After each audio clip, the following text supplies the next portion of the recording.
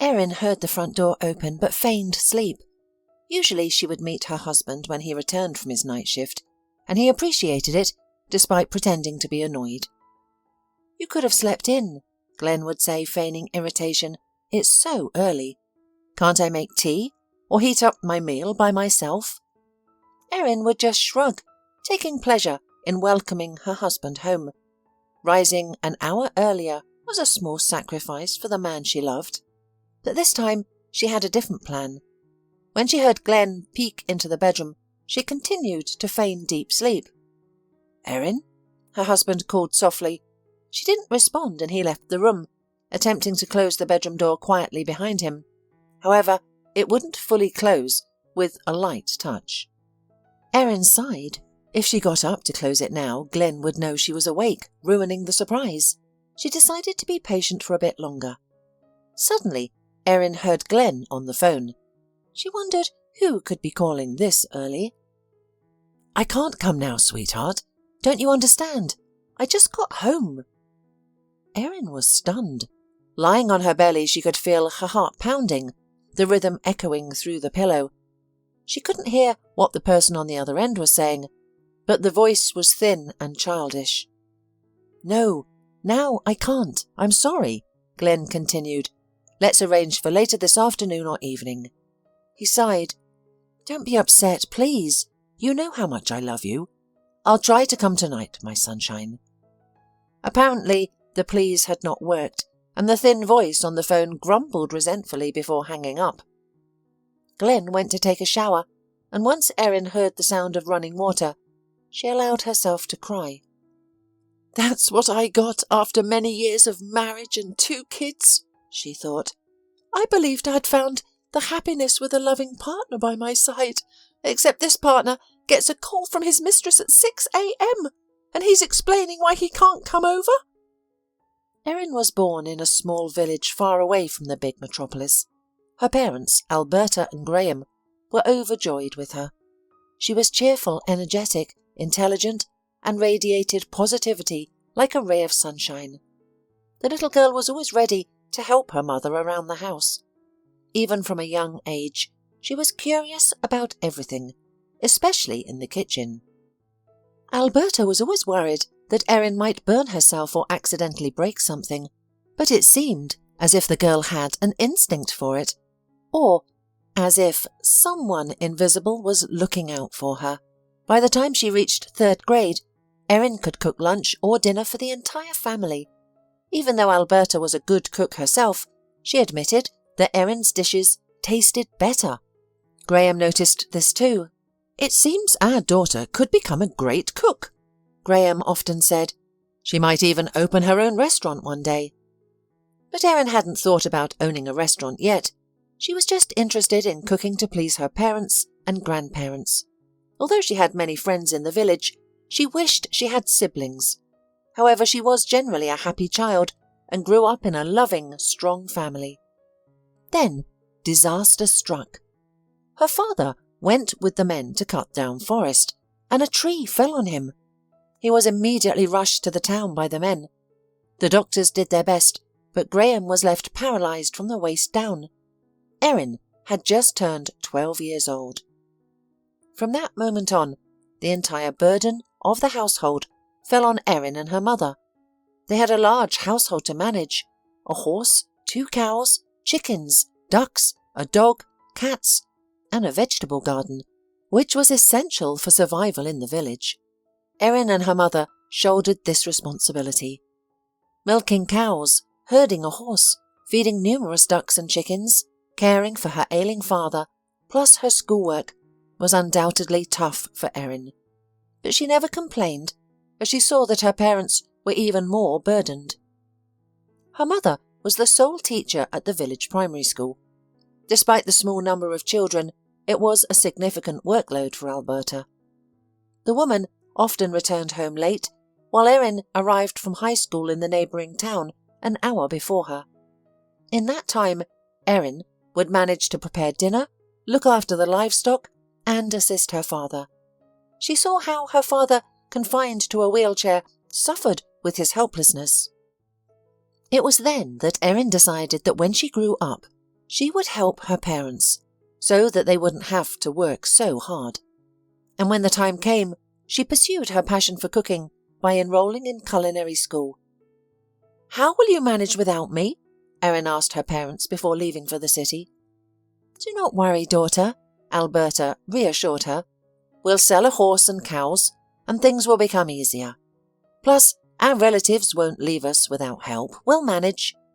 Erin looked at her father, who was smiling. "Go, my daughter," he said. "We believe in you. You'll open your own restaurant." Erin enjoyed studying. Student life was the most carefree and fun time of her life. Despite the lack of money and living in a 3-person dorm room, the youthfulness and the people around her easily compensated for all this. Erin and her roommates managed to do everything. They attended classes, did homework, and even went out after classes. By her second year, Erin took a part-time job as an assistant cook in a small but cosy restaurant. The chief, Mrs. Sullivan, was a kind woman around 65 years old, and she also was the owner of that restaurant.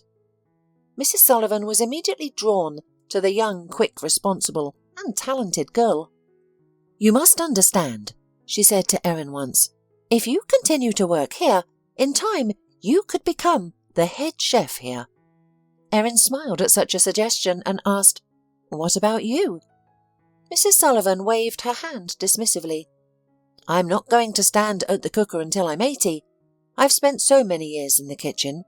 I will retire to Italy, savouring wine, eating pasta and admiring handsome men."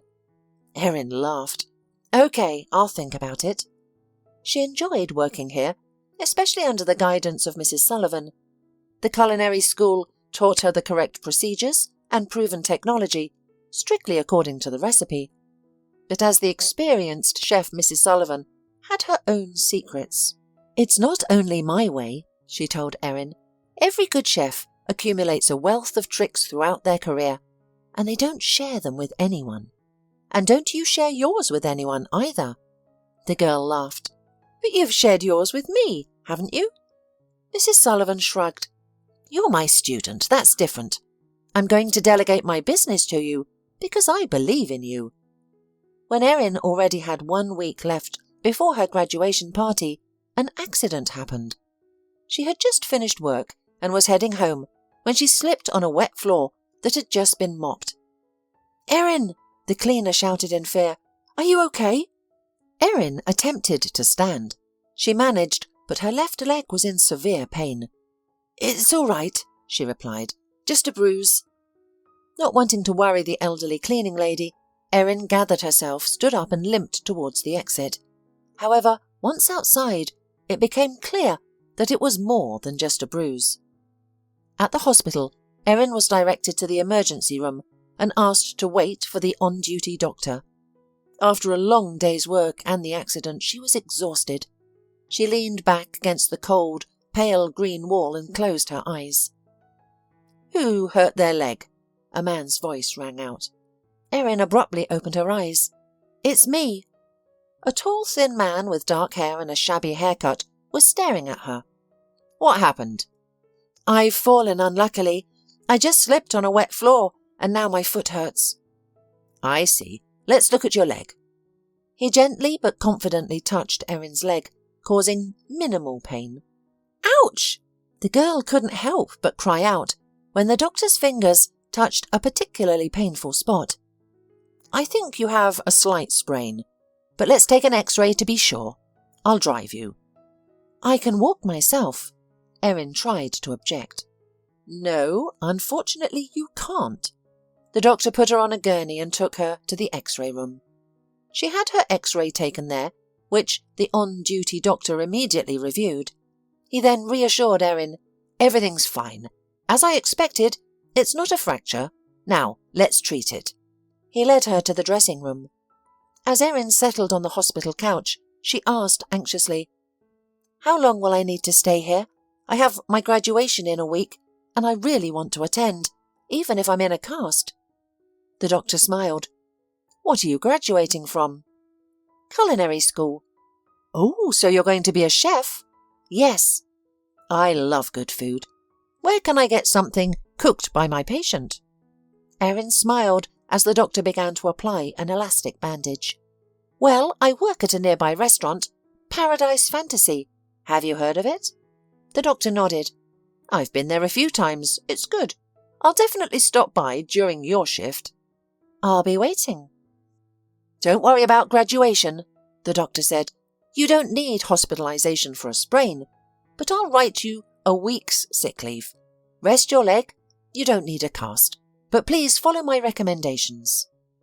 "I will, thank you," Erin stammered, realizing she didn't know the doctor's name. "Dr. Glenn Vance," he answered and wrote out his recommendations. Erin left the hospital, regretting she wouldn't see him again. However, Dr. Vance surprised her by showing up at the restaurant a few weeks later. By then, Erin had recovered and was back at work. "Erin, a customer asked for you," the waiter informed her, "and he knows your name and surname." Erin tensed. "Did he say what he wanted?" "No," the waiter replied. The girl sighed and walked into the hall, escorted by the waiter to a table. There she spotted a familiar doctor. "Dr. Vance," she said, astonished. The man stood up and smiled. "Erin, good afternoon. I told you I'd come to see you." The girl returned his smile. "Well then, your dinner is on us. What would you like?" "Your choice, just remember, I'm very hungry after work." "Okay," Erin laughed. "Don't worry, we'll make sure you're well fed. I'll prepare the largest portions." Glenn enjoyed his dinner. After he finished, he called Erin over again. "When do you get off work?" he asked. "In half an hour." "May I walk you home? Or if you're not too tired, we could go for a walk." "Yes, I'd like that." The evening was warm and serene. Glenn escorted her home. Erin was currently renting an apartment with a friend, not far from Paradise Fantasies, about a 20 to 30-minute walk away. "How's your leg?" asked the doctor. "Thank you, it's fine," replied Erin. "You've cured me." The man looked embarrassed. "I didn't do anything special. You just had a minor sprain. Your body healed itself, really." "Don't devalue your services," Erin replied. "You are an excellent traumatologist." Glenn smiled. "Actually, I'm an intern in neurosurgery, but occasionally I work in the emergency room, if I am asked." "That's great. Do you enjoy your job?" "Very much. My supervisor, Professor Whitehead, is incredibly skilled. He specializes in spinal injuries. It's a privilege to watch him operate. He literally puts people back on their feet." Seeing Erin's facial expression change, Glenn grew concerned. "Did I say something upsetting?" Erin shook her head. "No, not at all. You tell very interesting stories. It's just because of my family. My father sustained a spinal injury when I was a teenager. He hasn't been able to walk since." "I'm sorry to hear that." They continued their conversation for a while, and then Glenn said, "If you're willing, if you have the opportunity, could you please show me his medical records? I could show them to the professor." "Yeah, I can have my mum send the papers, or I can pick them up myself when I go home." "But why?"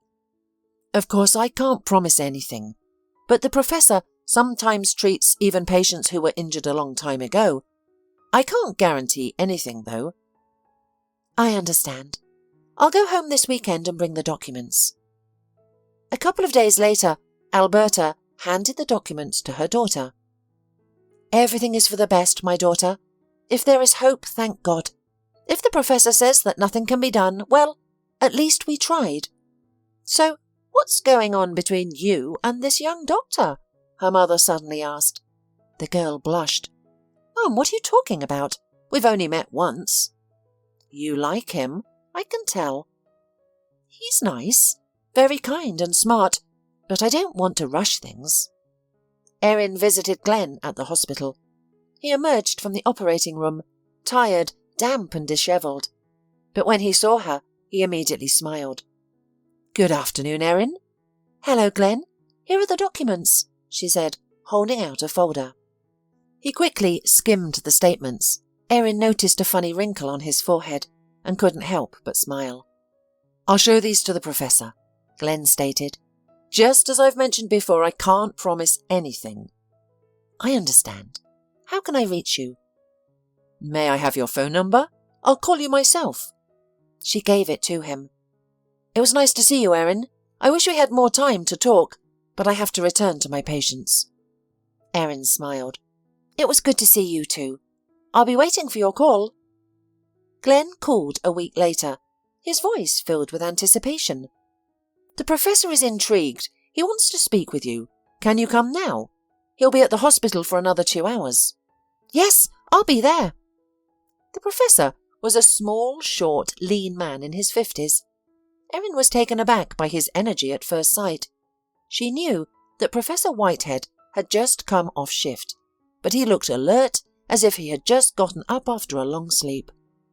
"Nice to meet you, Erin," the man said, shaking her hand and smiling. "Glenn's been talking about nothing but you lately." Erin glanced at the young doctor, who blushed slightly and looked away. "Let's not waste any time," the professor immediately continued. "Let's get down to business."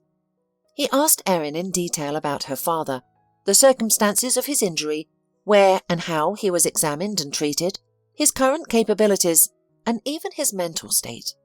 Erin recounted everything she could remember. "Dad is a very strong man," Erin concluded. "He's mostly frustrated with his own helplessness, but he has never given up. He has always tried not to be a burden to my mother and me. I believe he's ready to seize any opportunity he gets." "That's good. That's the attitude we need. Remember, however, I can't guarantee success." Erin nodded. "I understand." "Yes, it is critical that both you and your parents understand this clearly. Don't mistake this chance for a certainty.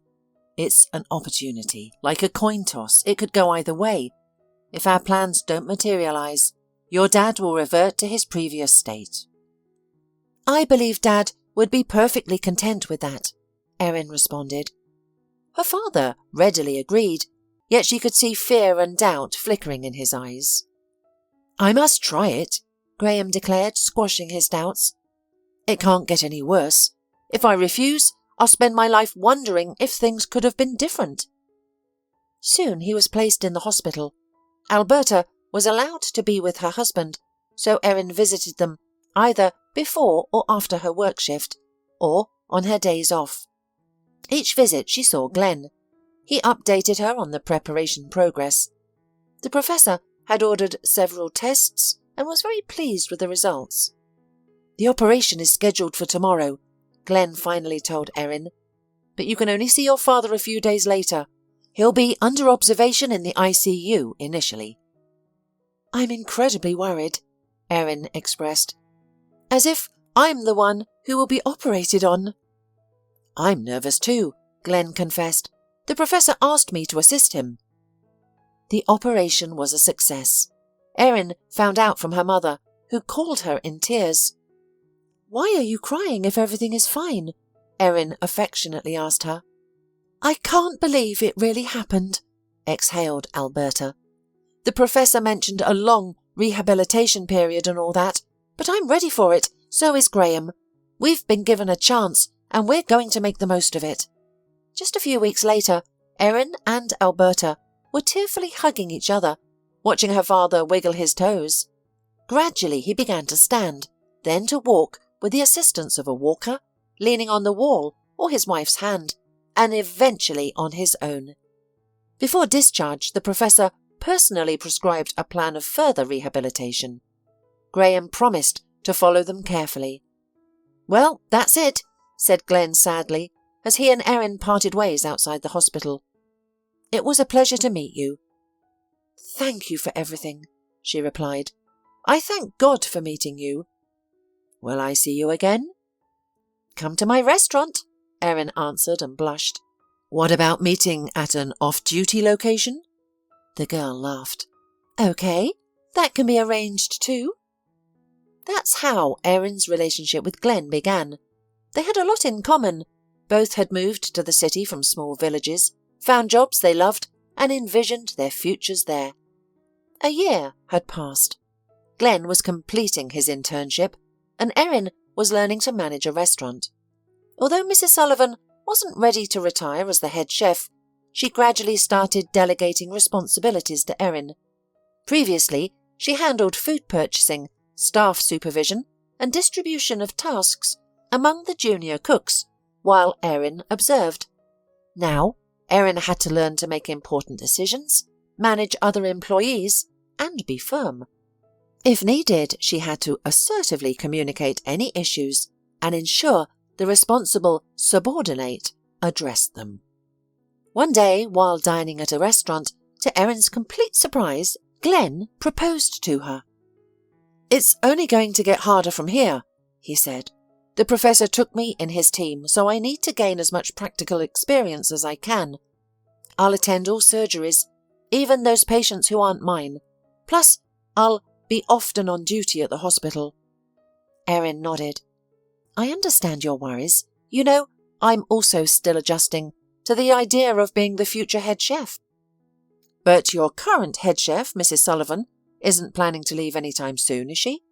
"Not for the next few years, no." "Then we should definitely get married now." Their wedding was modest.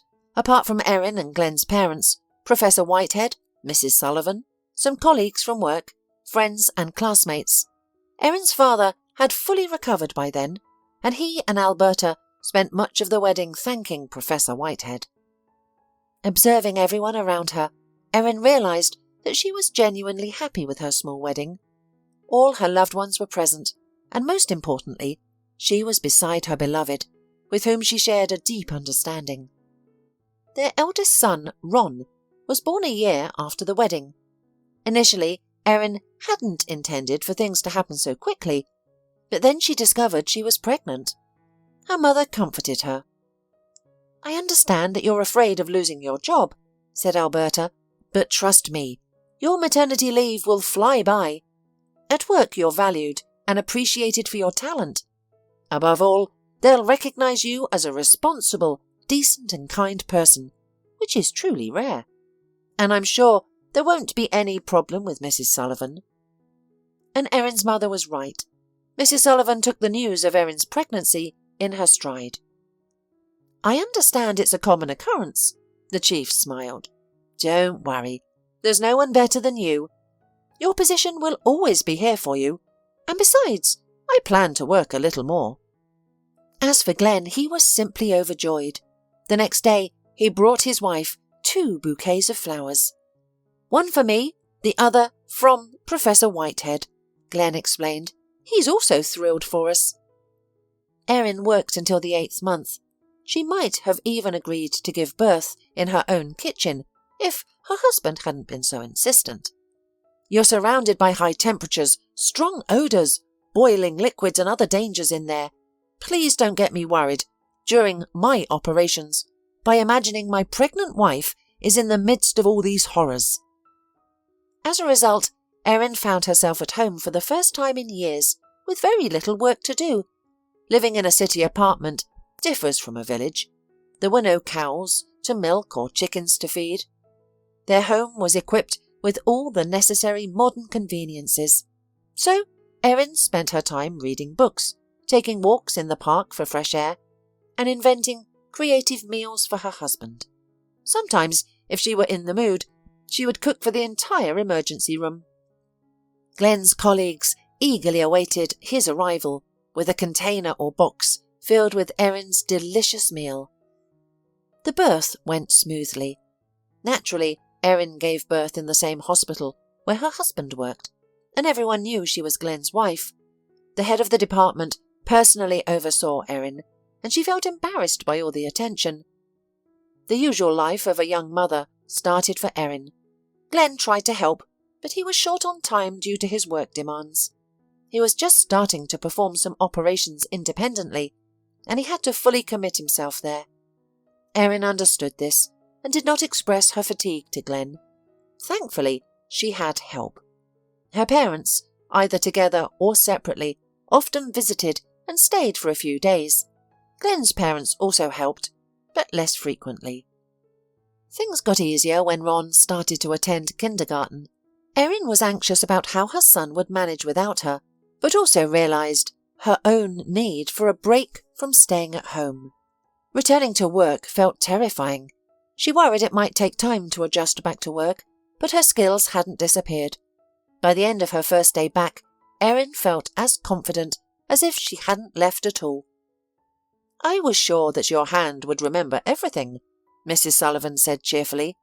"How do you like your first day of work?" Erin smiled. "Interesting. So many people around. No one even once screamed, or asked to pee, or turn on a cartoon." Mrs. Sullivan laughed. "Welcome to the adult world." Balancing work and childcare was certainly challenging. Ron was in a period of adaptation, and he was often ill.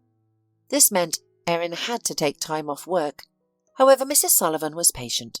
She had already firmly decided that she would pass the kitchen management only to Erin, and was ready to wait. However, when Ron was 3 years old, Erin found out she was pregnant again. "Well, this time will be a daughter," her husband exclaimed happily, but he was wrong. Their youngest son Frank was born. The second time was both harder and easier. Easier because Erin knew what to expect, and harder because now she had 2 children, and her husband was, as usual, often away for work. Erin was proud of her husband, a young but highly respected neurosurgeon. She believed that in time things would change. In a few years, he might become a famous surgeon, maybe even a department head or a professor. Then he probably would have more time for his family. When Frank turned 1.5, Erin enrolled him in kindergarten and returned to work. Mrs. Sullivan immediately asked her, "I hope you're not planning a 3rd pregnancy?" Erin laughed and replied, "No, we're content. Of course, I'd prefer a daughter, but," she quickly added, seeing her boss's disapproval, "that's not now, for sure. Right now I want to work. I miss it badly." Like her husband, Erin was eager to immerse herself in work, but she couldn't ignore her duties as a mother.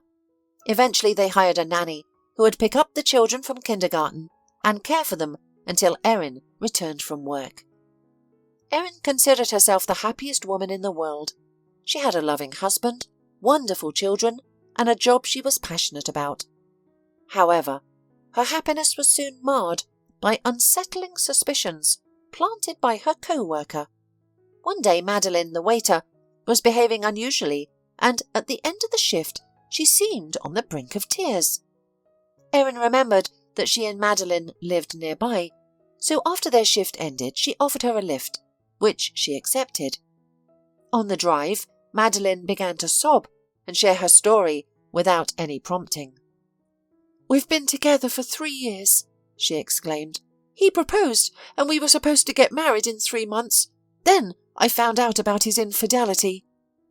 Erin tried to remain composed, asking, "What exactly did you find out, Madeline?" "That he's been cheating on me almost from the start," Madeline cried, "with nurses from his department." Taken aback, Erin asked, "So, your boyfriend is a doctor?" Madeline nodded, wiping her tears with a handkerchief. "Yes, he's a general practitioner." "And how did you find out about his cheating? Did he tell you himself about it?" "Of course no. I've had suspicions for a long time." Erin parked the car near Madeline's house. However, the young woman seemed oblivious to her surroundings, lost in her sorrow.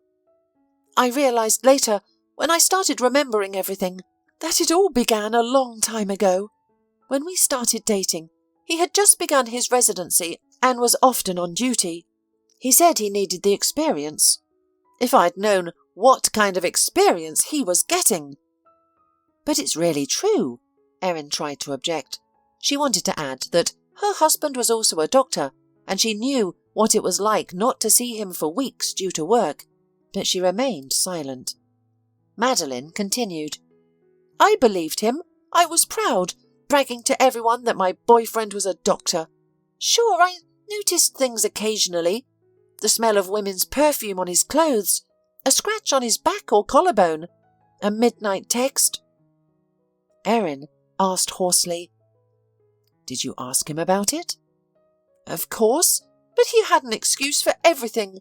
The perfume, they change in a common locker room. The scratches. A drunken man attacked him at the emergency room. And the texts. It's from work. Madeline, who had calmed down, started crying again. Maybe that's what happened, Erin asked Madeline cautiously. I was so sure in his decency. I believed everything for the first 2 years. Then I was told by some good people. The girl sobbed. Who were these people? Erin asked. Madeline stopped crying and wiped her face with a handkerchief. Her face was red and swollen now, and her once beautiful eyes were now narrowed to 2 small slits. One of them was the woman he was trying to make his next mistress. She had just started working as a nurse in his department. At first, she thought he was nice and kind. He offered her tea during one of their night shifts together. She accepted, and then he began to pester her. She became scared and ran away. She told the head nurse everything. And what did she do? Erin asked. She said everyone knew their young doctor didn't miss a skirt, and if you told him you didn't want to, he wouldn't bother any more. Erin could only gasp in response. And that girl turned out to be principled, Madeline said. She found me on social media, suggested we meet and told me everything. I didn't want to believe her, of course, but I spoke to Paul yesterday evening. He denied it initially, but his face gave him away. Then he confessed. I've been mulling what to do over all shift. By the way, why didn't you take the day off? I didn't want to be alone. I thought work would distract me, but it hasn't. Erin gently took Madeline's hand. You should take a few days off. Just make sure you're not alone. Stay with a friend, your mum or your sister. Madeline nodded. But I still don't know what to do about him. I told him we're breaking up, but I can't stop thinking about our 3 years together, and that if I hadn't discovered this, I could have married him, and perhaps lived happily with him for the rest of my life. But you did find out, and you can hardly pretend it didn't happen. I couldn't, of course. What would you do in my place? Madeline asked Erin, who hadn't expected this question at all. I don't know, she admitted honestly. Madeline sighed. I'm sorry, I'm so embarrassed. I have spoken too openly with you. You've been sitting here with me for half an hour, and you have to go home to your husband and children. Erin hugged her. It's nothing, Madeline. Everything will be all right. Don't worry about a man who's not worth your little finger. They said goodbye. All the way back, Erin thought about Madeline's words. She came home, hugged the boys, and let the nanny go. Glenn was on duty today. Erin was already used to it, and usually fell asleep alone without problems. But today she hadn't slept a wink until almost morning. What if Glenn is also cheating on me? No, it cannot be. But Madeline was sure of it, and she is so pretty, she could be a model. And I am already a mature woman, a mother of 2 children. I certainly can't compete with 20-year-old nurses. Has my husband ever smelled of someone else's perfume? Come home with lipstick on his shirt? And the late-night phone calls and texts? Well, the last one certainly was. Being a doctor, Glenn was always on call, even during weekends and holidays, and Erin was used to it, and late-night calls did not raise her suspicions. Maybe I should talk to my husband about it. What will he tell me? Will he confess? I don't think so. And I will look stupid. He'll start to deny it. It'll only make me more suspicious. The next morning she opened her eyes with difficulty, and the first thing she saw was a huge bouquet of her favourite orchids. Happy anniversary, my love, Glenn said. This gesture reassured Erin that her husband was not cheating on her, and she dismissed her earlier suspicions as unfounded. Erin tried to forget her suspicions and Madeline's story. Besides, Madeline quit her job at the restaurant for a couple of months later because she had decided to move to another city after breaking up with her boyfriend. Meanwhile, the life went on, and soon Mrs. Sullivan announced her impending retirement. Yes, Erin, you will soon take over.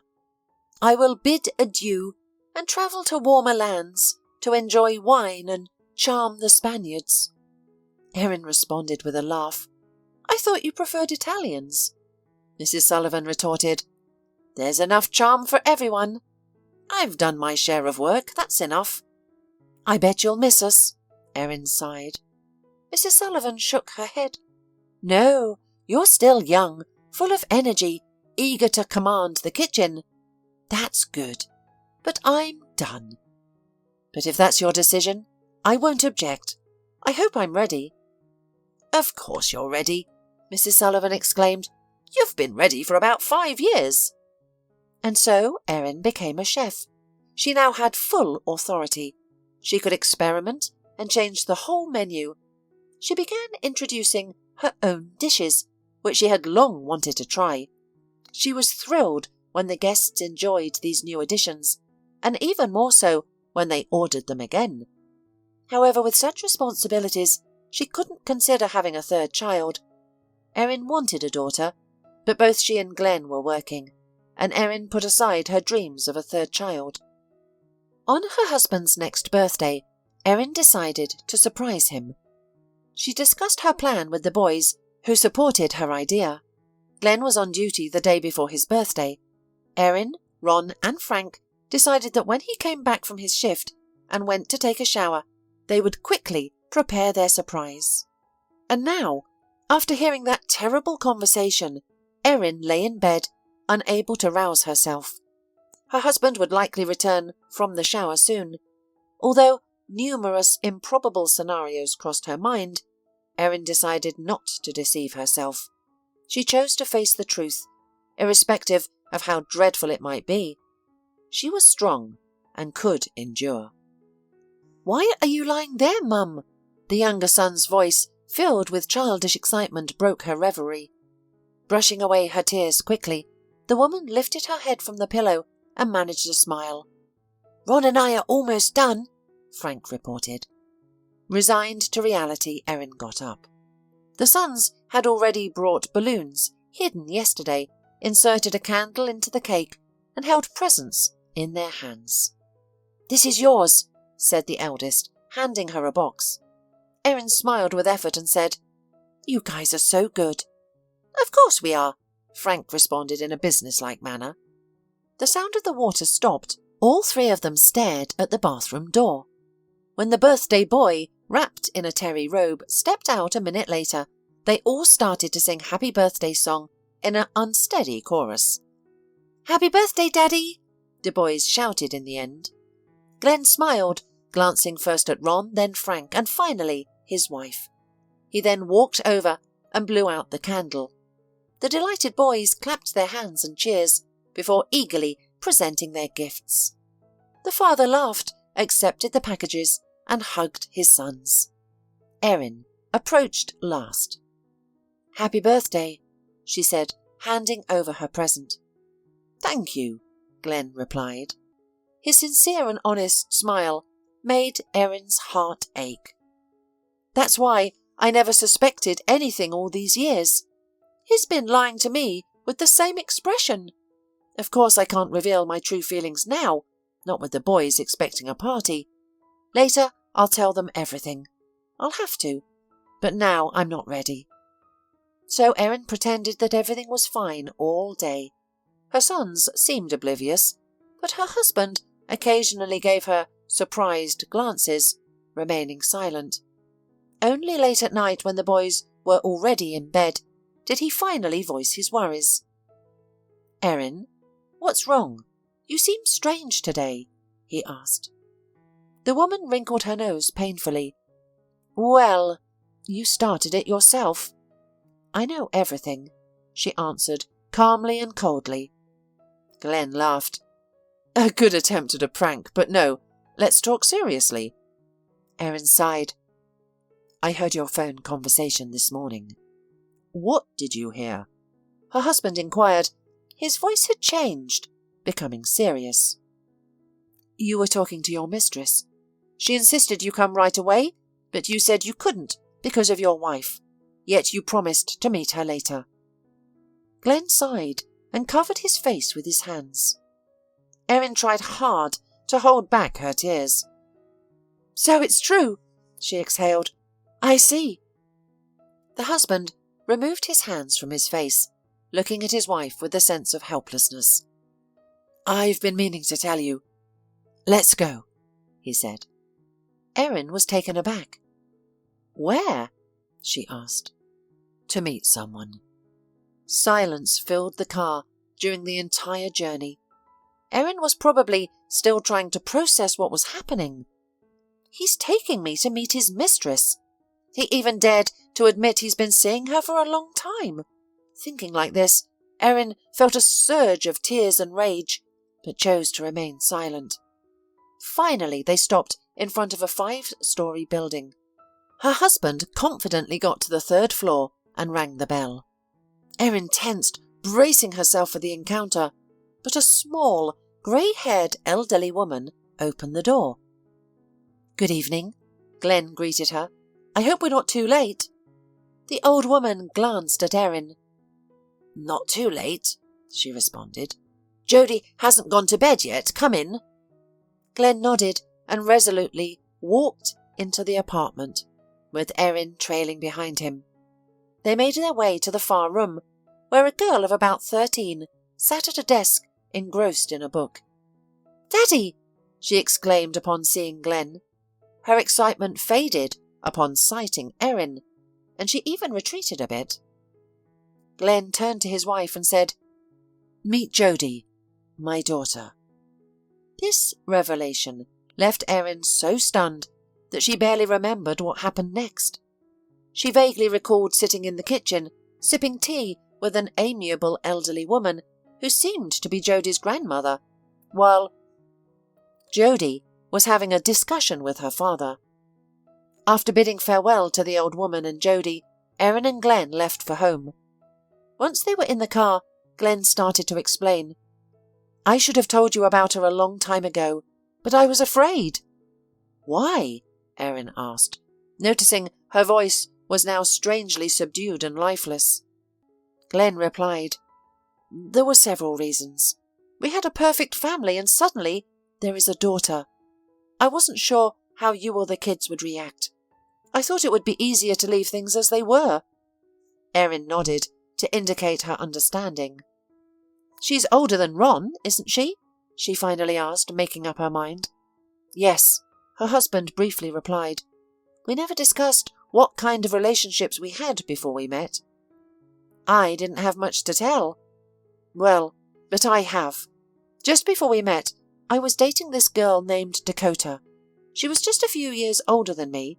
It wasn't even dating, more like a no-strings-attached relationship.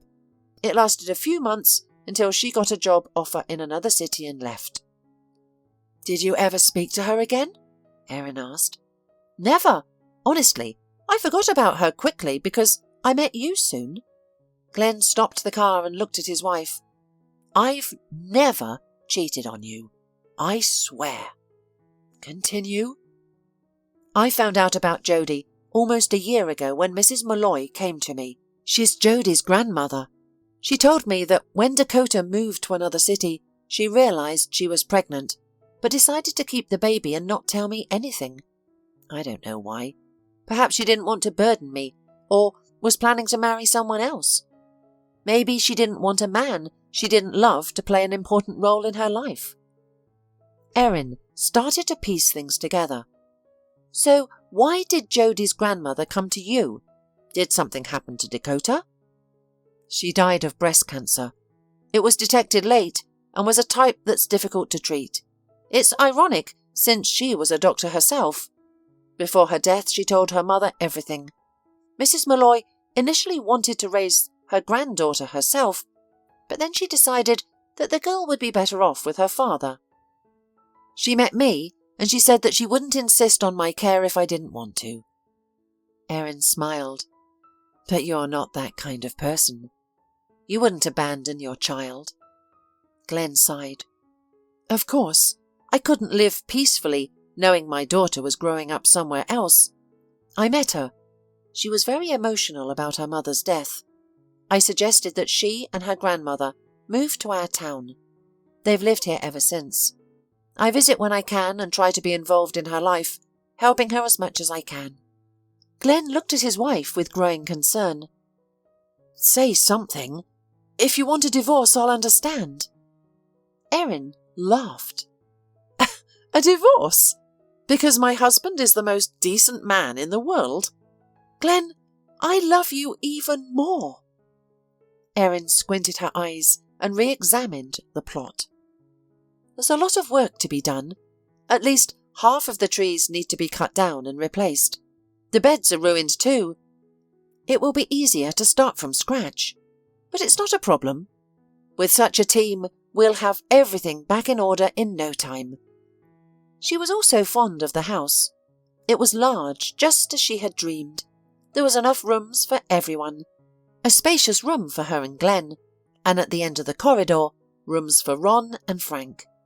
On the other side of the corridor were bedrooms for Mrs. Malloy and Jody.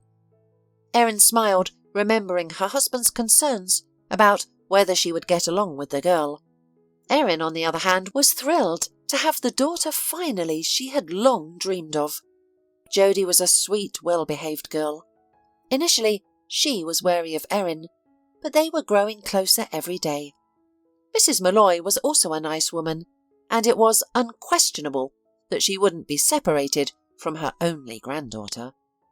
Then Erin suggested to her husband that they should buy a house. They had been contemplating the idea for a while, but never seemed to find the time. But now, with the arrival of Jody and her grandmother in their family, they had to speed up their decision. An ideal house appeared on the classified site, as if by magic. It was spacious and priced within their budget. "Erin, are you coming?" Jody's timid voice echoed from behind. "Grandma's already set the table."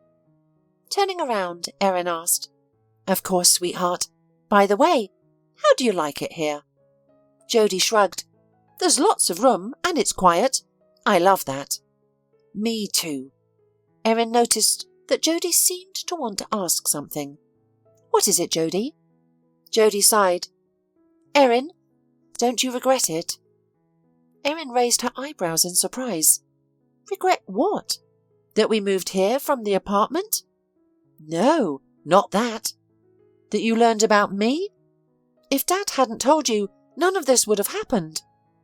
Erin smiled and hugged Jody. "Believe me, Jody, you are a gift of fate for me. I'm so glad you came into my life." She felt Jody's quiet sobs as she held her close and smiled, feeling warm, salty tears on her own cheek.